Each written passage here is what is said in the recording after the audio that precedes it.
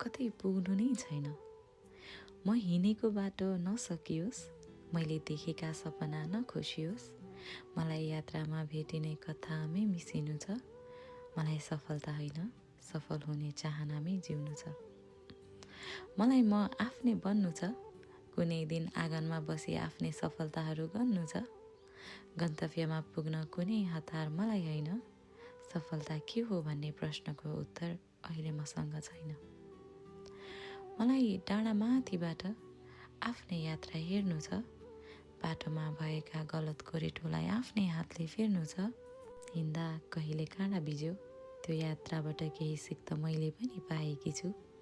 काँडामा हिँडेर फक्रिएकी हुँ म, अस्ताएको घाममा पनि बिहान बनी उदाएकी छु। कति सजिलै त्यहाँ पुगे भन्ने प्रश्न गर्ने धेरै आउँछन्। म जवाफमा भन्दा मेहनतमा विश्वास गर्छु। प्रश्न गर्नेले कुनै दिन